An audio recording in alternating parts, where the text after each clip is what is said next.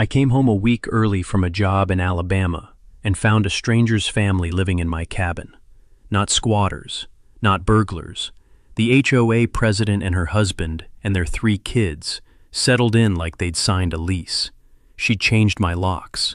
She'd hung her family photos on my walls.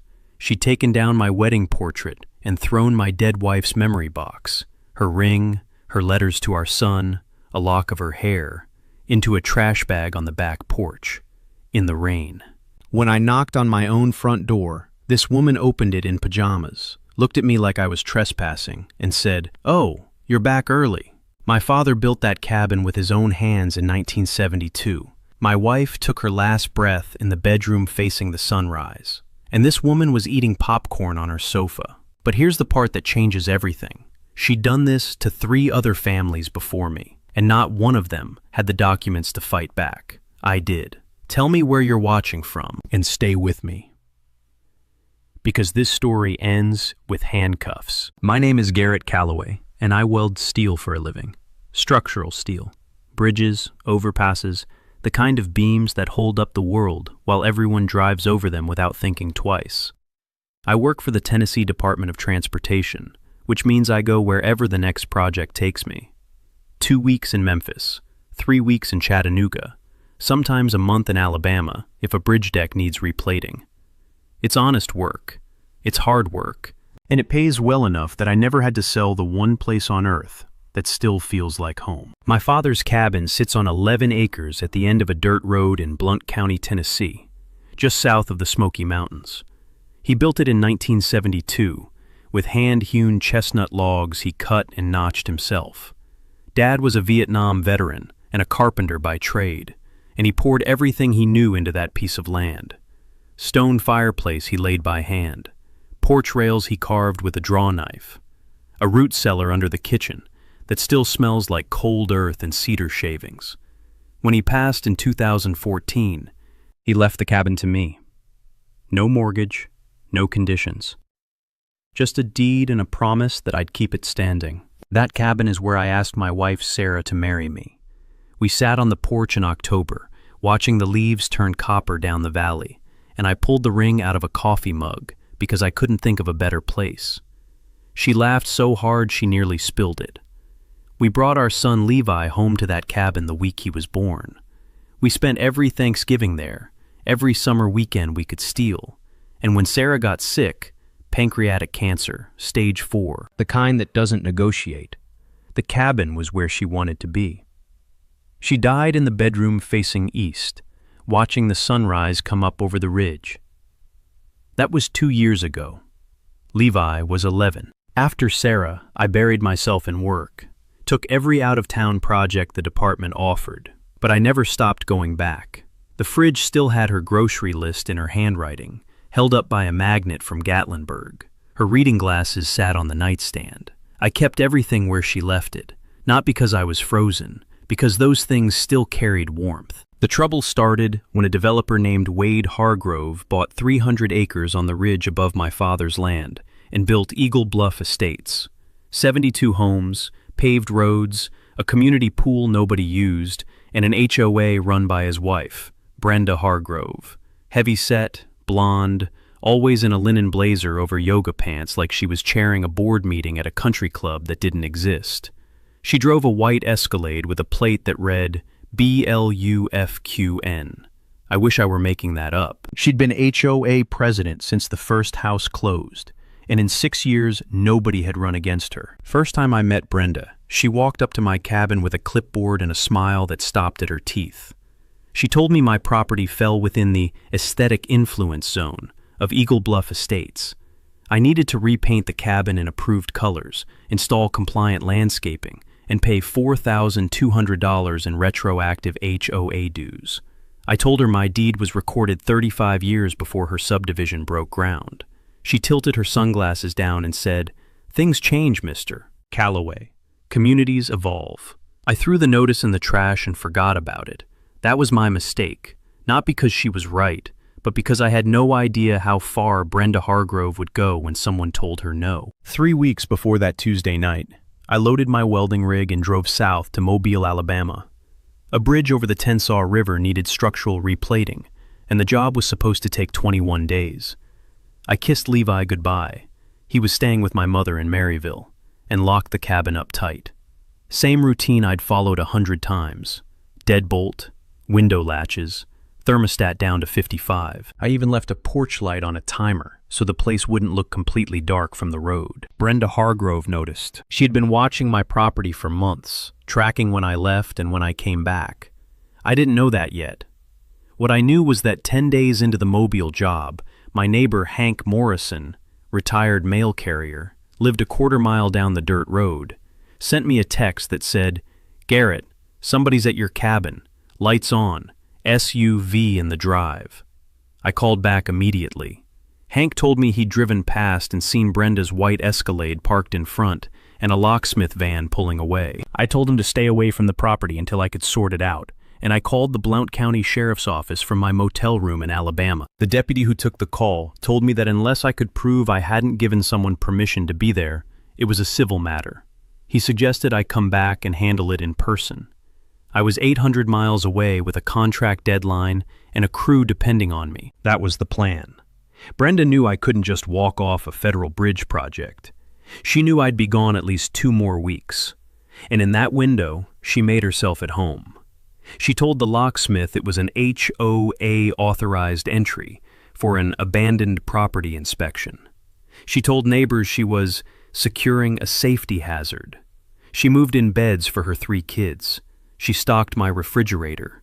She plugged her television into the outlet behind my father's bookcase. And she parked that white Escalade exactly where Sarah used to park her old Subaru. What she didn't plan for was the Tensas River Bridge failing its first stress test.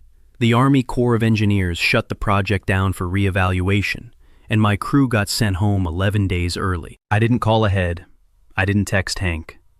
I just drove. 8 hours on I-65, then up through Knoxville, then on to the 2-lane that winds through the foothills into Blount County. The higher I climbed, the quieter the road got. By the time I turned onto my gravel drive, it was 10 at night, and the only sounds were tree frogs and the tick of my engine cooling. Then I saw the lights, every window glowing, the flicker of a television behind the curtains, the smell of garlic bread drifting through the screen door, and Brenda Hargrove, in pajama pants and a Vanderbilt sweatshirt, lying on my wife's leather sofa like she'd lived there all her life. I stood on my own porch for a full minute before I knocked. I needed that minute, not to calm down. I was already calm. The kind of calm that comes when you realize someone has crossed a line so far past reason that anger won't fix it. Only patience will. I knocked. Brenda opened the door. She didn't flinch. She didn't apologize. She looked at me like I was the one who didn't belong and said, "Oh, you're back early." I told her she was in my house. She told me the property had been classified as abandoned under HOA bylaw 14.7, and that the board had authorized temporary occupancy to prevent deterioration. I told her my cabin was built before her HOA existed. She smiled and said, "The bylaws apply to all properties within the community boundary, Mr. Calloway. You should have read the updated covenant." I called the sheriff. Deputy showed up 40 minutes later, same department I'd called from Alabama. Brenda handed him a folder. Inside was a printed resolution from the HOA board, a letter on HOA letterhead declaring the property abandoned, and a signed authorization for lock replacement. The deputy looked at me, looked at her, and said, "Sir, this looks like a civil dispute. You'll need to take it to court." Brenda closed the door. I heard her lock the deadbolt, my deadbolt, on my door in my father's house, and I walked back to my truck, sat in the driver's seat, and stared at the lights in the windows until I couldn't see straight. I slept in my truck that night, in my own driveway, 15 feet from the porch my father built. I spent the next morning at the Blount County Courthouse trying to get an emergency eviction order. The clerk was sympathetic. The judge was not. He told me that Tennessee's unlawful detainer process required written notice, a 14-day waiting period, and a formal hearing.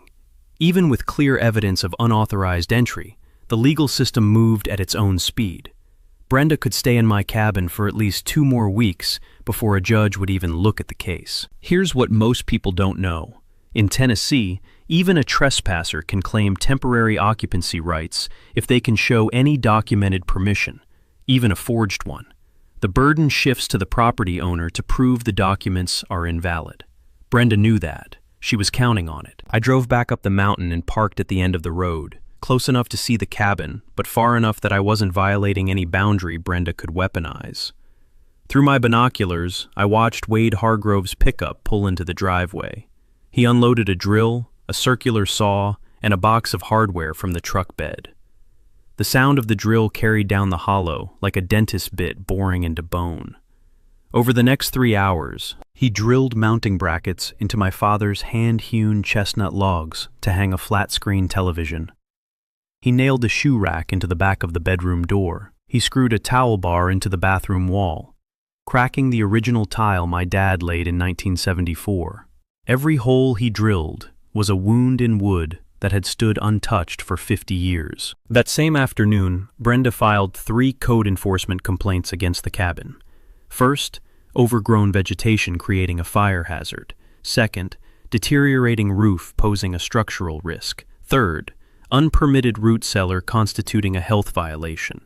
She hand-delivered copies to the county building inspector's office and posted them on the Eagle Bluff community Facebook page with the caption, "Protecting our neighborhood from neglect. #CommunityFirst." Within an hour, 32 neighbors had liked the post. 4 left comments thanking Brenda for her leadership. None of them had ever set foot on my property. The complaints triggered an automatic inspection. A county inspector showed up 2 days later. The vegetation was 6 inches of natural mountain laurel. The roof had been reshingled 18 months earlier. I had the receipt. The root cellar had been there since 1972 and was grandfathered under county code. The inspector cleared all 3 complaints in his report and told me, off the record, that he'd never seen anyone file that many baseless claims in one afternoon. But the damage was already happening inside. Hank Morrison called me that evening. He'd been walking his dog past the cabin and noticed Wade's kids riding bicycles on the gravel path my father laid to the creek. The path Sarah and I used to walk every evening after dinner. The gravel crunched under their tires the same way it used to crunch under Sarah's sneakers. "They look settled in, Garrett," Hank said quietly, "like they're not planning to leave." The next morning, I found a certified letter in my P.O. box. It was from the Eagle Bluff HOA board, signed by Brenda, of course, notifying me that the board had voted to place a community safety lien on my property for $1,800 in emergency maintenance assessments. The letter stated that if the lien was not satisfied within 30 days, the HOA would begin foreclosure proceedings. Let me be clear about what was happening. A woman who had broken into my cabin, changed my locks, and moved her family into my home was now threatening to foreclose on my property because she claimed it was unsafe. She was using the HOA as a weapon, filing complaints she knew were false, generating liens she had no authority to place, and counting on the fact that the legal system moved slowly enough for her to entrench. I found out something that week that made my stomach drop. Hank pulled me aside at the gas station and said it low, like he was afraid someone would hear. "Garrett, she did this to the Petersons. Same thing. Ed Peterson went to visit his daughter in Knoxville for 3 weeks. Came back and found Brenda's cousin living in his house. Ed fought it for 5 months, then just sold the place and moved. Wade's company bought it." He paused. "The Dunlaps too. And old Clem Renshaw across the ridge. 3 families. Same pattern, same woman." That was the first time I realized this wasn't personal. It wasn't about my cabin, my paint color, or my landscaping. Brenda Hargrove was running a system, and I was her latest target. I needed to see the inside of my own cabin. My lawyer, a sharp woman named Eleanor Vance from Knoxville, filed a motion for temporary access to retrieve personal belongings. The judge granted it. 30 minutes, supervised by a deputy. No confrontation. I walked through the front door on a Thursday afternoon, with Deputy Sellers standing behind me and a cardboard box in my hands. I was supposed to grab clothes, documents, and medications. That was the scope. But what I saw in those 30 minutes changed something inside me that I don't think will ever change back. The living room smelled wrong. Not bad, just wrong. Brenda's perfume, something heavy and floral, had soaked into the upholstery and the curtains until the room smelled like a department store instead of a mountain cabin. She had rearranged every piece of furniture. My father's rocking chair, the one he built from black walnut the year I was born, was shoved into the corner with a laundry basket sitting on it. The bookcase he made from reclaimed barnwood was stuffed with Brenda's romance novels and Wade's hunting magazines. My mother's quilt, the one she sewed for Sarah and me as a wedding gift, was balled up under the coffee table like a dog bed. But that wasn't the worst of it.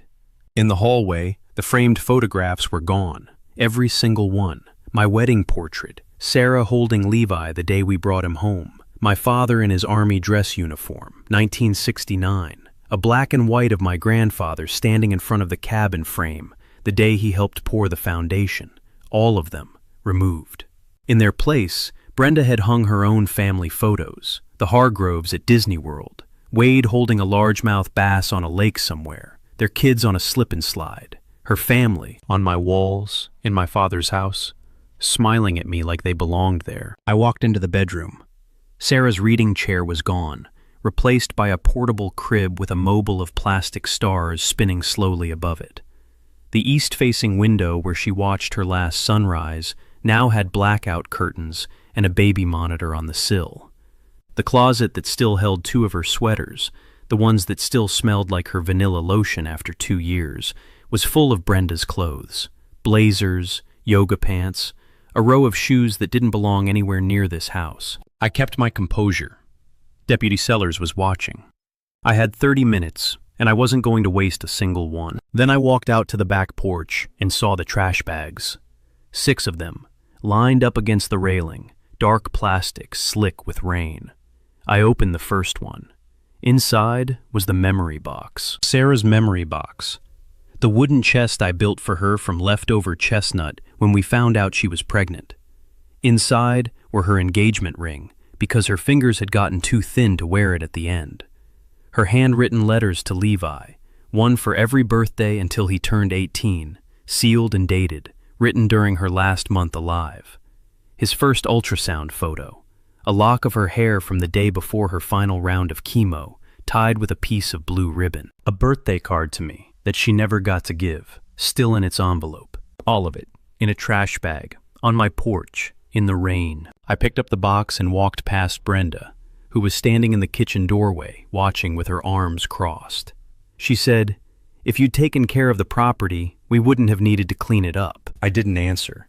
I couldn't. If I opened my mouth, I would have said something that gave her ammunition. So I put the box in my truck, thanked the deputy, and drove down the mountain. I pulled over a mile from the cabin, on a gravel turnout overlooking the valley, and I sat there holding Sarah's letters until the sun went down.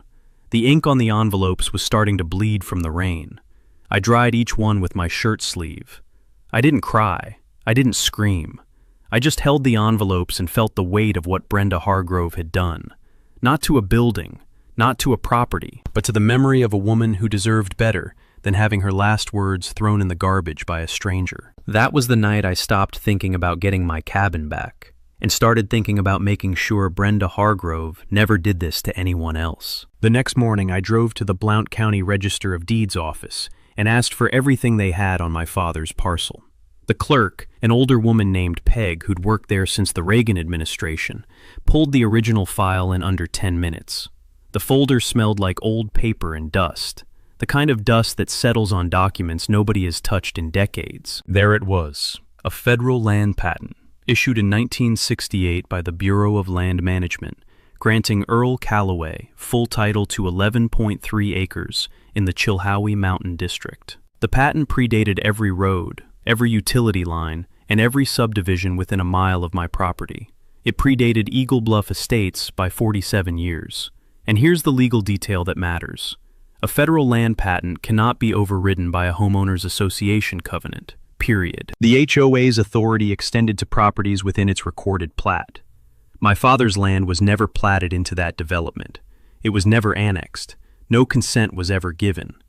Brenda's bylaws, her liens, her abandoned property resolutions, None of it had any legal standing over my cabin. She had been enforcing rules on land she had no jurisdiction over. Everything she'd done was trespass. But I didn't stop there. Something Hank Morrison told me kept nagging at my ribs. 3 families. I asked Peg to pull the deed histories on the Peterson property, the Dunlap property, and the Renshaw property. She gave me a look like she already knew what I was going to find, set 3 folders on the counter, and said, "Take your time, hun." The Peterson cabin on Laurel Fork Road. Sold in 2021 for $68,000. The county assessor's valuation at time of sale, $195,000.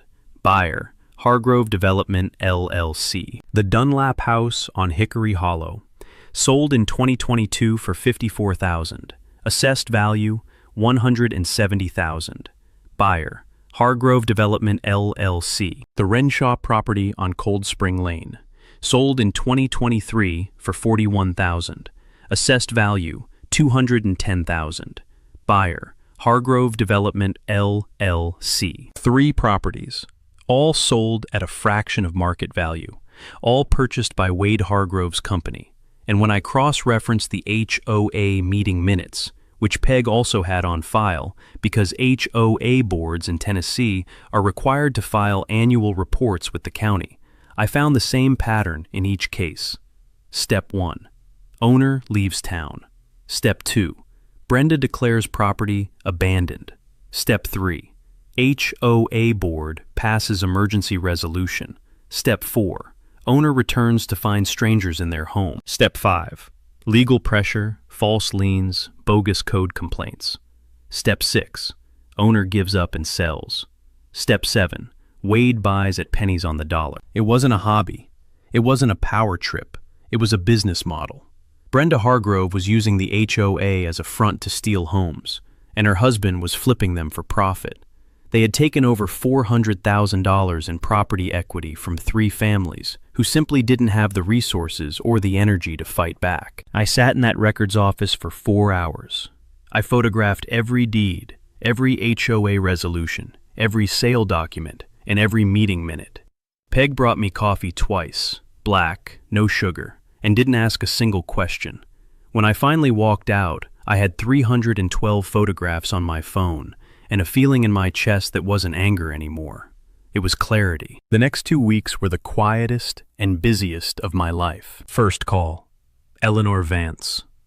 I drove to her office in Knoxville and spread every photograph across her conference table. She studied them for 90 minutes without saying a word, then leaned back and said, "Garrett, this isn't a property dispute. This is organized theft, and we're not going to fight it in HOA court.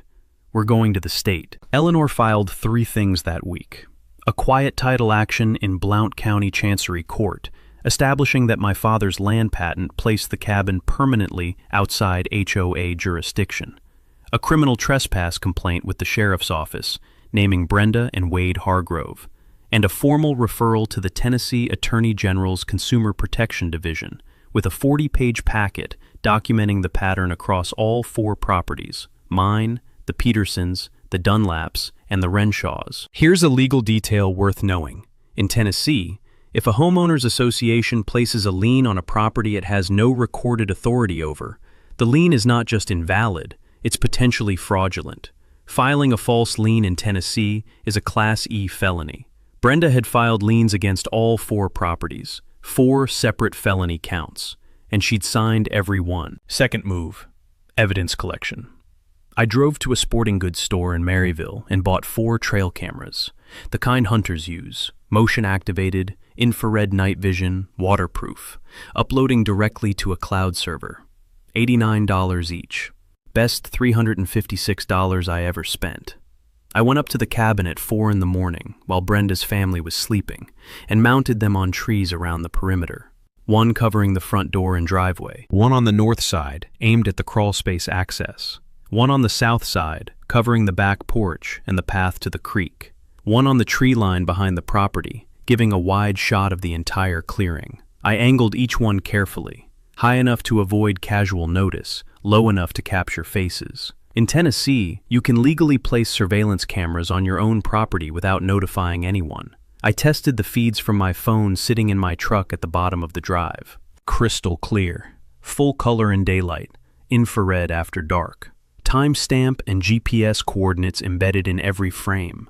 Third move, the witnesses. I tracked down the Petersons first. Ed and June Peterson were renting a 2-bedroom apartment in Maryville, 15 miles from the cabin they'd owned for 22 years. Ed was 71. June was 68. When I knocked on their door and told them why I was there, June started crying before I finished the first sentence. "Nobody believed us," she said. "Everyone said it was just a misunderstanding." They signed a sworn affidavit that afternoon. The Dunlaps had moved to Chattanooga. Glenn Dunlap answered the phone on the second ring and said, "I've been waiting 3 years for someone to call about this." He drove up the next weekend and signed his affidavit in Eleanor's office. The Renshaws were harder. Clem Renshaw was 84, living with his daughter in Johnson City. His wife had passed the year after they lost the house. His daughter told me losing the property broke something in him, but Clem signed. His hands were shaking, but he signed. Fourth move, the press. I called the investigative unit at WVLT in Knoxville and asked for a reporter named Colleen Drake, who had a reputation for property fraud stories. I gave her the broad strokes: an HOA president systematically seizing homes and selling them to her husband's company, and she said she'd need documentation before committing. I sent her the first 50 photographs that night. She called back the next morning and said 2 words: "We're in." Fifth move, the timeline. Eleanor calculated that Brenda would push for a formal HOA vote to condemn my cabin at the next quarterly meeting, standard procedure in her playbook. The meeting was scheduled for Thursday, October 19th, at the Eagle Bluff Community Center. That gave us 3 weeks to prepare. 3 weeks to gather every document, coordinate every witness, and make sure that when Brenda stood up to deliver her final power play, every person in that room would see exactly who she was. I didn't sleep much during those 3 weeks, but every night I checked the trail camera feeds from my phone and watched Brenda's family moving through my cabin like it was theirs. I watched her kids run across my porch. I watched Wade sit in my father's rocking chair and drink coffee from Sarah's favorite mug, the one with the chipped handle that she refused to throw away. And I let them stay, because every day they stayed was another day of evidence, another day of documented trespass, another day of rope. Brenda started to sense something was off. I stopped calling. I stopped driving past the cabin. I stopped filing motions. To her, silence from a man she was robbing should have felt like surrender, but it didn't. She could feel it. I know she could, because she started doing things that only a nervous person does. She started with the neighborhood. She went door to door at Eagle Bluff, clipboard in hand, gathering signatures for a petition to condemn the Callaway cabin as a public safety hazard. She told residents the roof was collapsing, the foundation was cracked, and the root cellar was a breeding ground for black mold. She told them my refusal to maintain the property was dragging down their home values by 15%. She had no data for that number. She didn't need it. Fear doesn't ask for citations. 43 people signed. Most of them had never even seen my cabin from the road. She held a special coffee morning at the community center. Catered. Linen tablecloths. She printed pamphlets with a photo of my cabin, taken from an angle that made it look abandoned. Weeds in the foreground, shadows across the porch. She left out the fact that her family was living inside it at the time. The pamphlet was titled, "Protecting Eagle Bluff Property Values." Wade's construction company logo was on the back. Then she came for me directly. I was pumping gas at the Texaco on Highway 321 when she pulled up in the Escalade. She got out, crossed her arms over that linen blazer, and blocked my path to the driver's door. The smell of premium gasoline hung between us in the October heat. "Just sell it, Garrett." Her voice was softer than usual, almost pleasant. "Wade will make you a fair offer. You can put the money toward a nice place closer to town, better schools for your boy, a fresh start." I looked at her and said, "How much did he give the Petersons?" Her face changed. The softness vanished like a mask being pulled away. Something flickered behind her eyes. Not guilt, not shame, but recognition. The recognition that I knew more than I was supposed to. She recovered fast. "I don't know what you're talking about." She got back in the Escalade and left rubber pulling out of the station. I watched her taillights disappear around the curve and finished pumping my gas. My hands were steady. That mattered. Within 48 hours, the escalation went legal. Brenda hired an attorney, a Knoxville lawyer named Dennis Corbin, who specialized in HOA enforcement, and filed an injunction against me for harassment and interference with HOA governance. The filing alleged that I had been surveilling Brenda's family, making threatening phone calls, and attempting to intimidate board members. Every claim was fabricated, but the injunction required a hearing, and the hearing bought Brenda time. What she didn't realize was that the injunction filing did exactly what Eleanor Vance had been hoping for. By putting her HOA authority claims into a sworn court document, Brenda had created a legal record of her position. She swore under oath that the cabin fell within HOA jurisdiction. She swore the board had properly authorized the occupancy. She swore the lien was valid. Every one of those statements was provably false, and now they were on the record, signed and notarized. In legal terms, Brenda had just handed us perjury. Here's a takeaway worth remembering. When someone files a false sworn statement in a Tennessee court proceeding, it doesn't just weaken their case, it creates a separate criminal charge. Brenda thought she was buying time. She was buying a conviction. Eleanor smiled when she read the filing. "She's building our case for us," she said. "Let her keep talking." Meanwhile, Wade was working a different angle.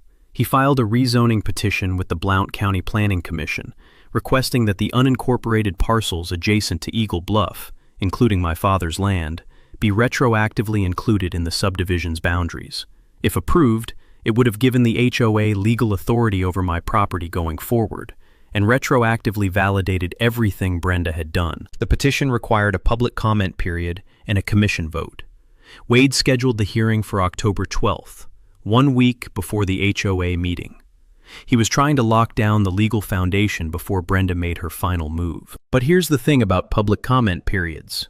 They're public. Anyone can show up, anyone can speak, and anyone can submit written objections.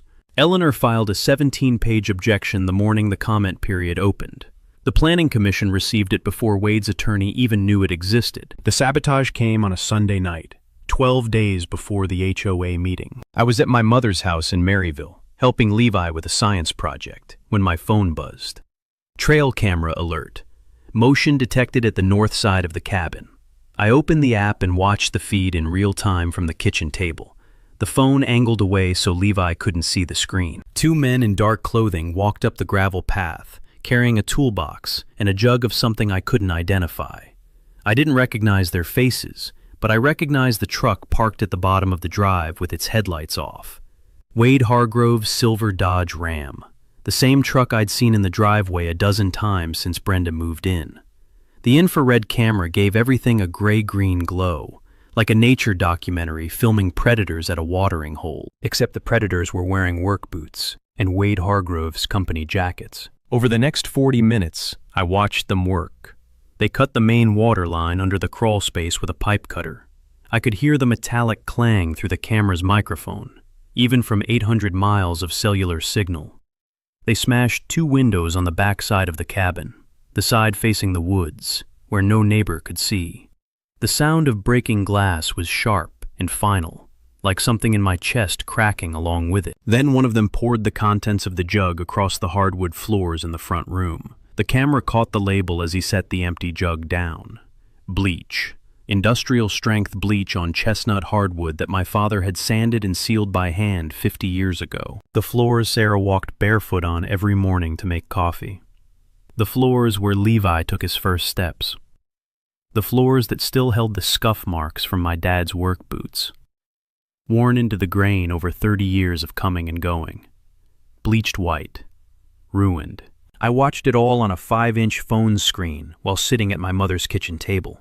Levi was 10 feet away, gluing Saturn's rings onto a foam board. My mother was asleep down the hall. The house smelled like the apple pie she'd baked that afternoon. I didn't say a word. I didn't move. I just watched, and I let the cameras record every second. When the men drove away, I saved the footage to 3 separate cloud accounts, downloaded local copies to my laptop, and emailed the files to Eleanor Vance, Colleen Drake at WVLT, and State Investigator Diana Cross at the Attorney General's office. The video was time-stamped, GPS tagged, and showed 2 identifiable faces, 1 identifiable vehicle, and 40 minutes of deliberate property destruction. Here's a detail worth knowing. In Tennessee, trail camera footage recorded on your own property is admissible in court without a warrant. You have every right to monitor your own land. The men who destroyed my cabin did it on camera, on my property, and they never even looked up. The next morning, Brenda filed an emergency motion with the HOA board. The motion stated that the Callaway cabin had suffered catastrophic structural failure and was now an immediate danger to the Eagle Bluff community. She recommended emergency demolition at the owner's expense. The board, 3 members she had personally appointed, voted unanimously to approve. The motion was filed at 9:15 in the morning. The sabotage had happened 12 hours earlier. She didn't even wait for the dust to settle. She didn't know about the cameras. She didn't know about the footage. She didn't know that the men who destroyed my property had just provided documentary evidence of conspiracy, vandalism, and fraud, with Wade's truck in the frame and his company jackets on their backs. I called Eleanor that afternoon. "We have everything we need," Eleanor said. "I know. The AG's office called me this morning. They're issuing warrants." I called Colleen Drake. "The meeting is next Thursday." Colleen said, "My crew will be there. We're leading with it on the 6 o'clock. I sat on my mother's porch that night and looked out toward the mountains. The air was cold enough to see my breath, and the last light was fading behind the ridgeline. Somewhere up there, Brenda Hargrove was sleeping in my wife's bed, under my mother's quilt, in a cabin she thought she had already won. She had no idea that every night she stayed was being recorded. Every lie she filed was being cataloged. Every document she signed was being added to a state case file. She thought she was taking my home. She was building her own prison. Thursday, October 19th. Eagle Bluff Community Center. A cinder block building with fluorescent lights, metal folding chairs, and the faint smell of floor wax and stale coffee. Brenda had set up a podium at the front with a projector screen. She'd printed agendas and placed them on every chair. Item number 7 on the agenda: motion to condemn and demolish the Callaway property, emergency safety measure. She even had a PowerPoint, architectural renderings of what Wade planned to build on my father's land, townhomes, 3 stories, premium mountain views. She was already selling the dream before she'd finished stealing the property. 120 residents filed in and took their seats. Brenda stood at the front in a navy blazer and pearls, smiling and shaking hands like she was running for office. Wade sat in the front row in a sport coat, nodding along. Everything was scripted. Everything was controlled. Until the back door opened. I walked in first. Behind me came Sheriff Tom Burwell in full uniform. Behind him, 2 deputies. Behind them, State Investigator Diana Cross from the Tennessee Attorney General's office, carrying a leather briefcase and a face that made clear she wasn't there for the refreshments. And behind her, Colleen Drake, with a WVLT cameraman, red recording light already on. The room went quiet. Brenda's smile froze. She gripped the edges of the podium and said, "This meeting is for Eagle Bluff residents only. Mr. Callaway is not a member of this HOA." Sheriff Burwell stepped forward. "He's a property owner in Blount County, ma'am, and he has a right to speak." I walked to the front of the room and asked for the projector. Brenda didn't move. I looked at the deputy. The deputy looked at Brenda. She stepped aside. I plugged in my laptop and put the first document on the screen. My father's federal land patent, dated 1968. I explained to the room what a federal land patent means. It means the United States government granted title to that land. It means no HOA covenant, no subdivision plat, and no board resolution can override it. My father's cabin was never part of Eagle Bluff Estates. Every resolution Brenda passed, every lien she filed, every dollar she assessed was legally void. The second slide was a side-by-side comparison. The original HOA plat map filed with the county, showing my property clearly outside the boundary, next to a revised version Brenda had been distributing that extended the boundary line to include my land. The revision was not filed with the county. It was not approved by any authority. It was fabricated. The murmuring started. The third slide was the trail camera footage. I let it play without commentary. Two men walking up to the cabin in the dark, cutting the water line, smashing windows, pouring bleach on the floors. Wade's silver Dodge Ram parked at the bottom of the drive. 40 minutes of footage, time-stamped and GPS tagged. A woman in the third row put her hand over her mouth. A man near the back stood up to see the screen better. Wade Hargrove stared straight ahead, jaw locked, both hands gripping his knees. The fourth slide was the property records. Peterson, Dunlap, Renshaw. 3 families, 3 homes sold to Hargrove Development LLC at a fraction of their value. Purchase prices next to county assessments. The numbers spoke for themselves. The fifth slide was the HOA financial audit. Brenda had diverted $47,000 in HOA dues over 5 years to a company called Bluff Administrative Services. The company was registered to Brenda's sister. It had no employees, no office, and no record of providing any service to the HOA. The room erupted. People were turning to each other, pointing at the screen, shouting questions at Brenda. One man yelled, "That's our money!" Brenda grabbed the microphone. "This is defamation. This is..." State investigator Diana Cross stood up and said 3 words that silenced the room. "Mrs. Hargrove? Mr. Hargrove?" She opened her briefcase and held up 2 folded documents. "I have warrants for your arrest. The charges are felony theft of property, criminal trespass, filing false liens, embezzlement of HOA funds, and conspiracy to commit real estate fraud." Brenda's mouth opened, but nothing came out. Wade stood, then sat back down. The deputies moved to the front of the room. I reached into my bag and pulled out a framed photograph, Sarah's wedding portrait, the one Brenda had taken off my wall.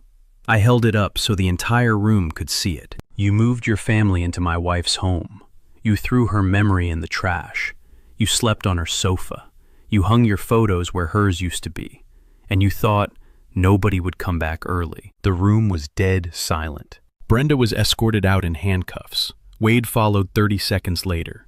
The cameraman from WVLT filmed every step. Colleen Drake stood in the parking lot and delivered her opening line for the 6 o'clock broadcast. An HOA president arrested at her own board meeting for stealing homes from her neighbors. It led every local newscast in East Tennessee that night. The charges stuck. All of them. Brenda Hargrove was indicted on 12 counts. 4 counts of filing false liens, 3 counts of criminal trespass, 2 counts of embezzlement, 2 counts of real estate fraud, and 1 count of conspiracy. Wade was indicted on 8 counts, including the vandalism charges supported by the trail camera footage. The 2 men who destroyed my cabin were identified, arrested, and charged as co-conspirators. All 4 took plea deals within 6 months. Brenda received 5 years in state prison and was ordered to pay full restitution. Wade got 4 years and was barred from holding a real estate license in Tennessee for life. Hargrove Development LLC was dissolved by court order. Every asset was liquidated to pay victim restitution. The Petersons got their cabin back. The court voided the fraudulent sale and returned the deed to Ed in June. I helped Ed replace the front porch steps that Wade's crew had torn out during renovation. Ed stood on those new steps, looked out at the mountains, and didn't say anything for a long time. He didn't need to. The Dunlaps received a cash settlement equal to the difference between what Wade paid and the actual market value of their home, plus damages. Glenn Dunlap used part of it to buy a piece of land 2 miles from his original property and start building again. Clem Renshaw never moved back. He was too old and too tired, but his daughter received the settlement on his behalf, and Clem told me on the phone that knowing the truth came out was enough. "I just needed somebody to say it wasn't right," he said. "That's all I ever needed." The Eagle Bluff HOA held a special election 3 weeks after the arrests. The new board's first act was a formal, written apology to every affected family. Their second act was reducing annual dues by 40%, the exact amount that had been disappearing into Brenda's fake administrative company. Their third act was passing a resolution requiring independent financial audits every year, with results posted publicly. The community pool got new filters for the first time in 4 years. I got my cabin back on a Saturday morning in November. The court order gave me full possession, and a moving crew hired by the county removed every trace of the Hargrove family in a single afternoon. That evening, I walked through every room alone. The chestnut logs still held the smell of wood smoke and age, even under the bleach damage. The stone fireplace still stood exactly where my father set it. The view from the east window, Sarah's window, still looked out over the same valley, the same ridgeline, the same sky. I spent the next 3 weeks restoring what I could. Sanded the bleach stains out of the hardwood. Most of it came back, though you can still see faint marks in the front room if you know where to look. Patched the drill holes Wade left in the logs with matching chestnut plugs. Replaced the windows. Rehung every photograph. Put Sarah's reading chair back by the east window. Set her glasses back on the nightstand. The memory box sits on the mantel now, where I can see it from anywhere in the room. That December, Eleanor Vance helped me file the paperwork to establish the Smoky Mountain Property Defense Fund. It provides free legal consultations and emergency filing assistance for rural homeowners facing HOA overreach, fraudulent liens, or property intimidation. In the first year, we helped 19 families. Ed Peterson volunteers at the intake desk every Wednesday. Last thing, a few weeks ago, Levi and I drove up to the cabin on a Saturday morning. We made pancakes on the old cast iron griddle and carried our plates out to the porch. The fog was thick in the valley, hanging just above the tree line, and the air smelled like pine sap and wet leaves. Levi took a bite, looked out at the mountains and said, "Mom would have liked the new railing." I looked at the railing I'd built to replace the one Wade's crew damaged. White oak, hand-sanded, sealed with the same tung oil my father used. "Yeah," I said, "she would have liked that we fought for it." If you've ever had someone try to take what's yours, your home, your peace, your memories, I want to hear your story. Drop it in the comments. And if this is your first time here, hit subscribe. Because next week, I've got a story about a man who found out his HOA president was billing the neighborhood for a security guard that didn't exist. You don't want to miss that one. Here's what I take away from Garrett's story. Brenda Hargrove didn't lose because she picked the wrong cabin. She lost because she picked a man who refused to react. She expected anger, threats, and the same exhaustion that made the Peterson, the Dunlaps, and claimed Rensor walk away. What she got instead was patience, documentation, and strategy. The lesson here is matter. If someone used bureaucratic authority to take what's yours, don't yell, don't threaten, don't give them a reason to call you the problem. Record everything, pull public records, fight your complaint through proper channels, and fight the people they've already hurt, because the pardon is always the strongest evidence. Garrett didn't just save his cabin, he built a fund that helped 19 families fight back against HOA overreach. That's what it looked like when someone turns a personal fight into something bigger than themselves. If you've dealt with an HOA that went too far, a neighbor who abused power, or anyone who treated your home like their personal opportunity, drop your story in the comments. I read every single one. Let's subscribe if you're new and come back next